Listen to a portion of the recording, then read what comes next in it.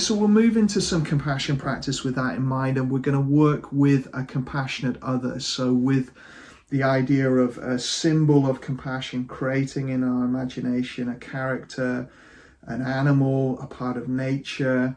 Could be someone from life, but sometimes our relationships in life are a bit too messy, so it can be good to just think about an imagined character. But if you have someone in your life or someone in your history that feels a simpler relationship and there's not any complication, then you could use them.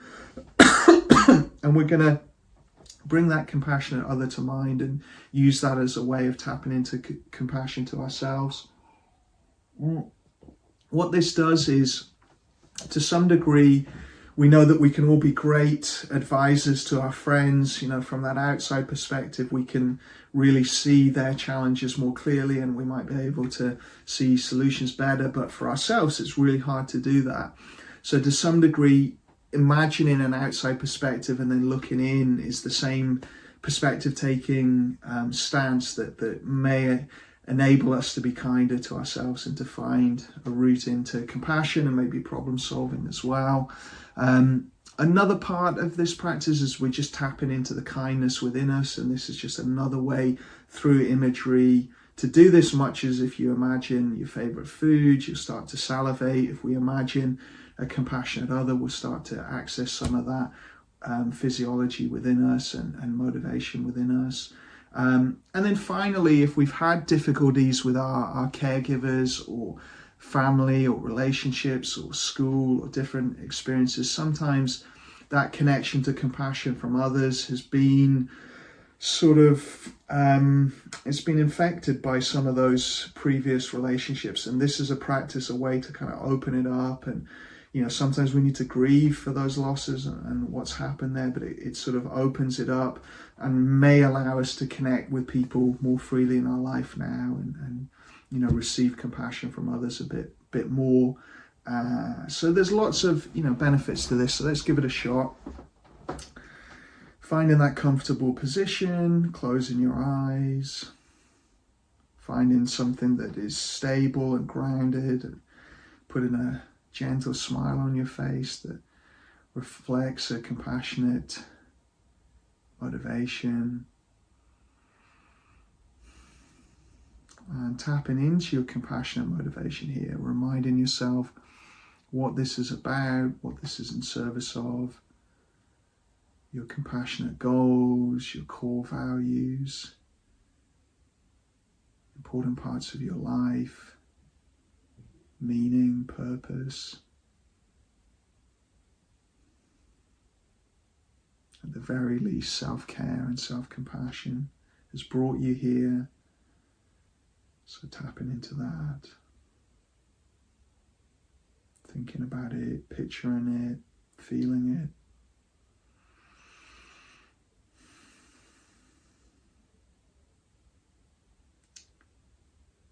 And as we go through this practice, it may well land and you might feel connected to it and like it feels that it resonates. If that's the case, then really savor and appreciate that. But if any resistance, any fears, blocks, resistance, barriers to this come up, that's okay. Try to be really curious, notice what your mind's doing, extend compassion to that part of you, thank it for trying to protect you and trying to keep you in a safer place or avoid failure or setback or a change in sense of self or something like that.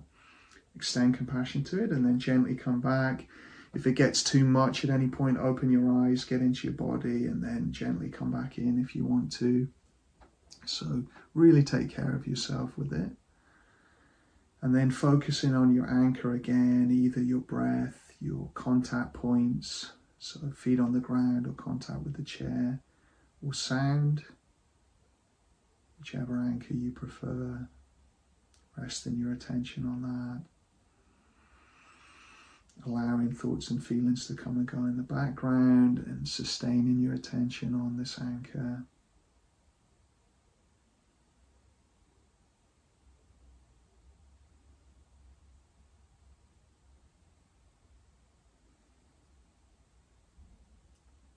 Then imagining a compassionate other is in front of you or sitting alongside you.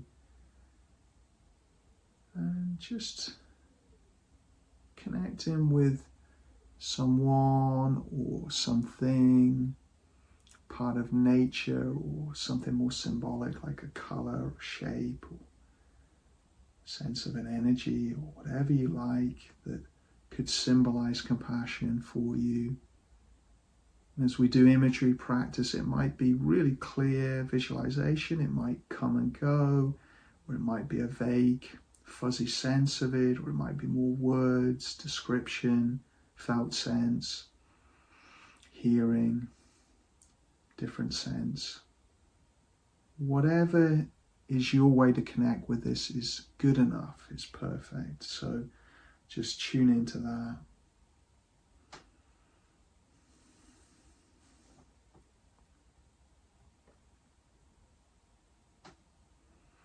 And see this compassionate other in front of you or alongside you, and see them as kind and supportive.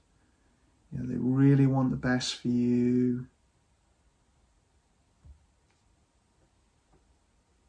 You see on their face, in their body language, in their tone, really pleased to see you. And they recognize the difficulties you've been going through, and they are here to help and support. And as you reflect and focus on that, notice feeling connected to that within you.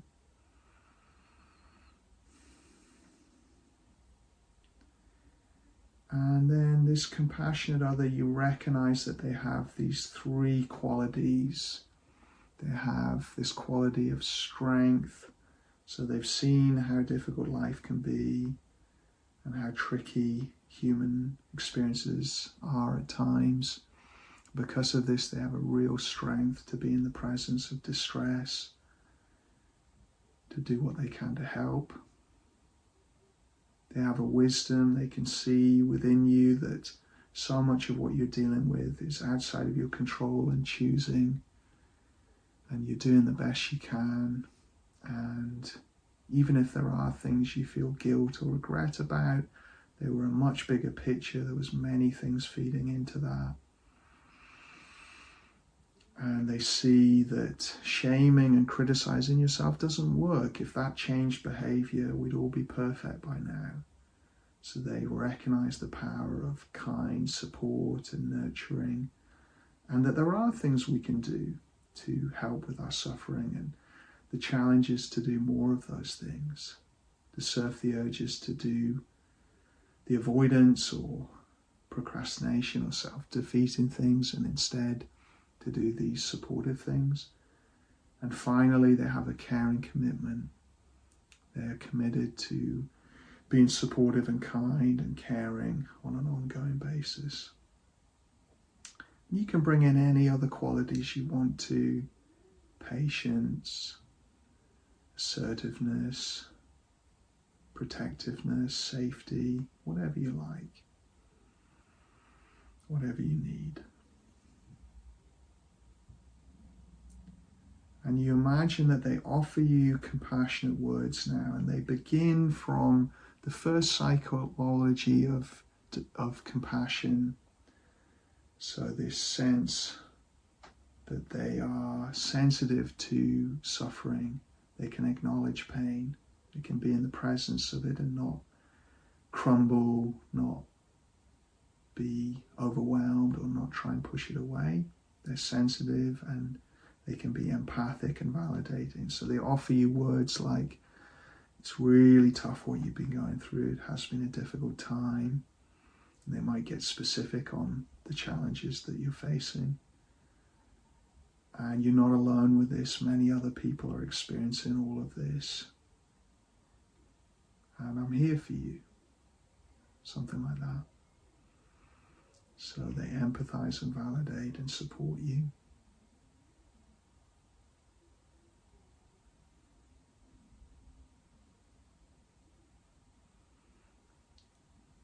And then the second psychology of compassion, they are motivated to do something to alleviate, to prevent, or to support you going through this. So they want to be helpful, They want to help you make choices that will make this easier to bear and to change the difficulties if possible. So now they move into that kind of words and support. They say things like, remember to be kind, remember to prioritize your sleep and getting outdoors, use these practices. You deserve more than this if you're facing difficulty. So they say some words that really help you think about things you can do to support you and help you with this challenge.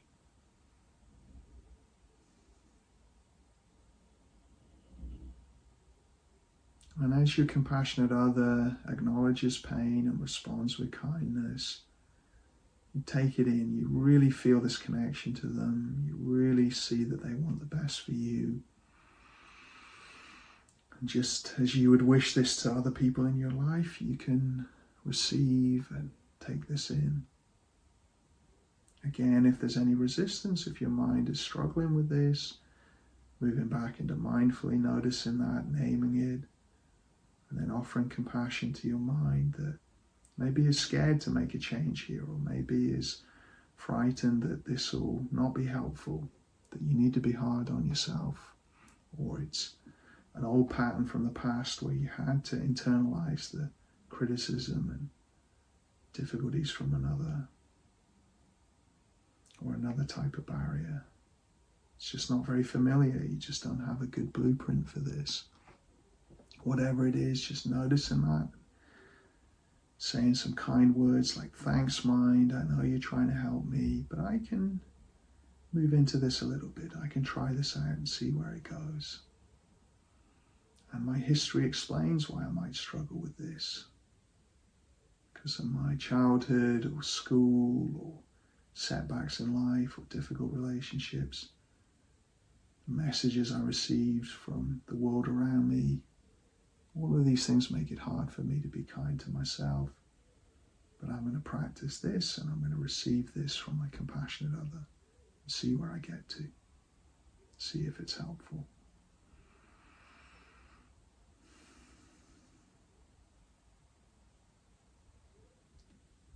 And now your compassionate other offers you a loving kindness phrase. So they say something like, may you be happy, or may you be well, may you be free from suffering, or may you have the strength to get through your distress and difficulty, or may you be kind to yourself, or may you accept yourself, or may you be loved. So whatever you feel would be a useful wish from them. If you're unsure, just say, may you be happy, may you be free from suffering. And you imagine that they start saying that wish towards you and repeating it with a kind, warm voice tone.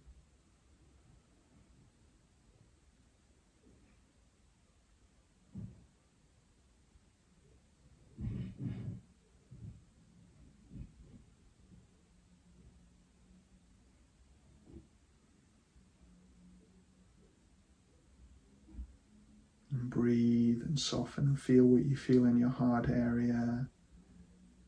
If there's nothing, then just notice that. But if there is any openness, warmth, pleasant feelings, tune into that. If there's no feeling, then just stay with the motivation and the words.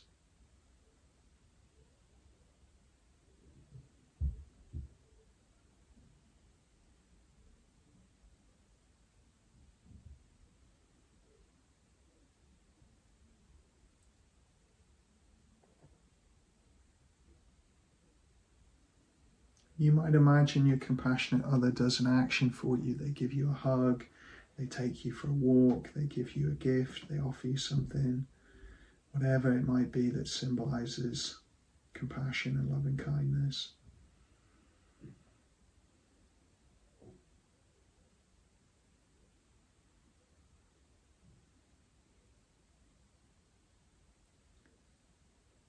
And then finally, they help you with some action, some compassionate action. So they help you set some things for the next few days.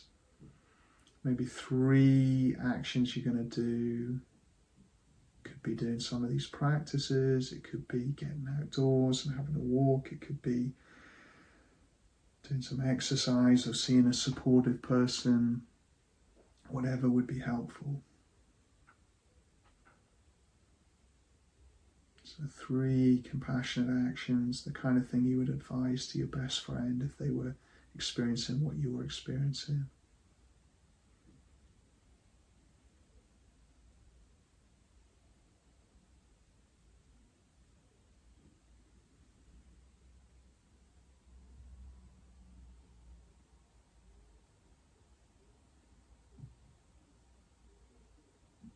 And some of these things might be proactive things, or facing anxiety and an urge for avoidance. So there might be soothing, nurturing, calming things, self-care things, but they might also be, I know it would be good for me to go out and meet this person, or I know it would be good for me to take care of an administrative task.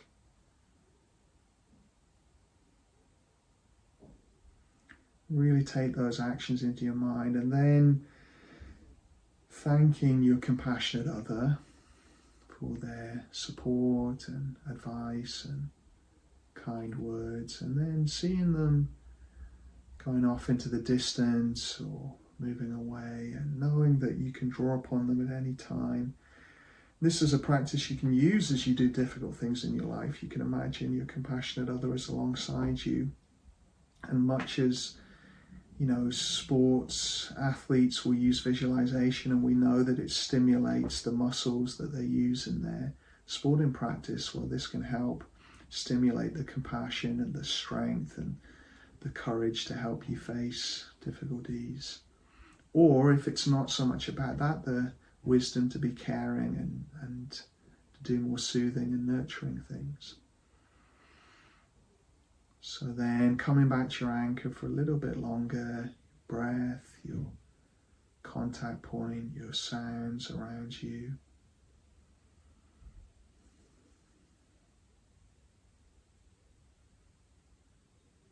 And just seeing what this has triggered in you, what response has come from thinking about this compassionate other. If it's pleasant feelings and warmth and connection, then savor that.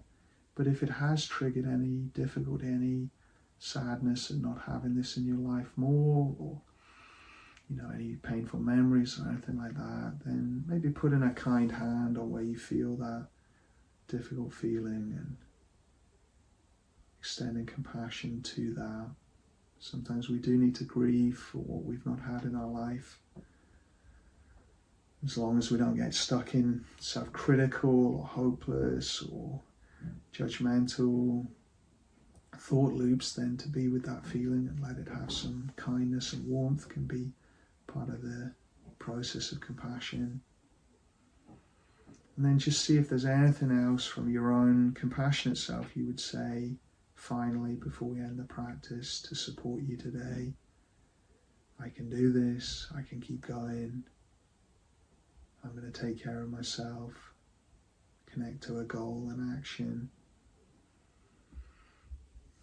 Be a compassionate inner coach to yourself. And then starting to open up your attention to what you can hear around you, the sounds. Then as you feel ready, what you can see. Look out at the world and notice everything around you, and if you're in a difficult place, name some of the things you're seeing.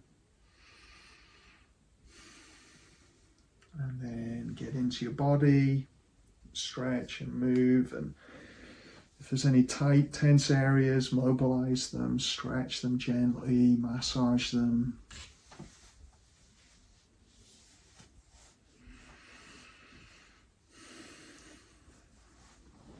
Yeah, so the compassionate other is another really useful visualization to tap into compassion. And, it's one of the many practices. So you are the expert on your process and how this is landing. So if that felt a really useful practice, then you might use it in your life, and find it on my website on the mindfulnesscircle.com under the audio library, or on YouTube on the Mindfulness Circle, and do that as a practice. And you can bring it into life as you're trying to do a difficult, challenging goal, or you're trying to cultivate more self-care. You can imagine that compassionate other there with you, telling you, you deserve this, or I'm here with you, we can do this, if it's more motivating. So some people find it really useful, really supportive, but not everyone. So, listen to your sense of it, and if it feels helpful, use it.